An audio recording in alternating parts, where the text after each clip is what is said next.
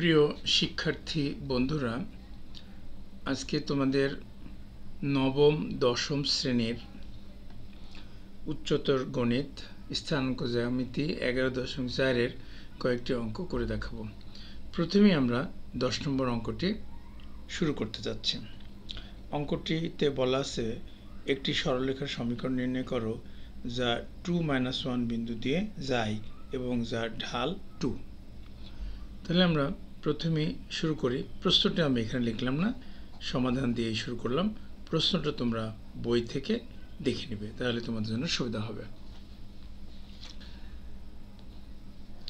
আমরা বলতে পারি দেওয়া আছে রেখার ঢাল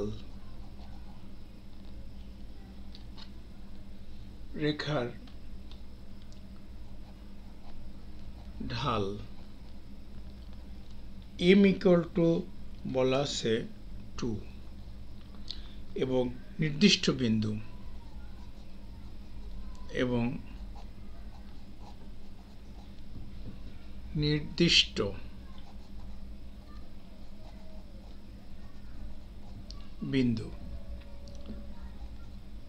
x1 y1 equal to 2-1। এখন আমরা একটা ফর্মুলা জানি, যদি কোনো রেখার ঢাল দেওয়া থাকে এবং সেই রেখাটি একটা নির্দিষ্ট বিন্দু দিয়ে যায়, তার জন্য একটা নির্দিষ্ট সূত্র আছে। তো আমরা এখন সেই সূত্রটা লিখে ফেলব।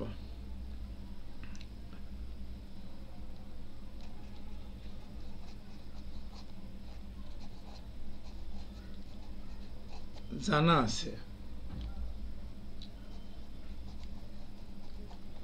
সরল রেখাটির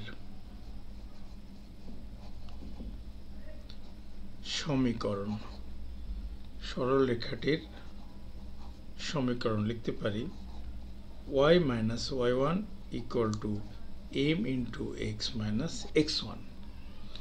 এটা হলো আমাদের ফর্মুলা।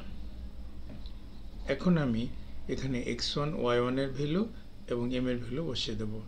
তাহলে y1 মানে হচ্ছে -1, তাহলে এখানে +1 হয়ে গেল, m এর মান হলো 2, x1 এর মান হচ্ছে 2।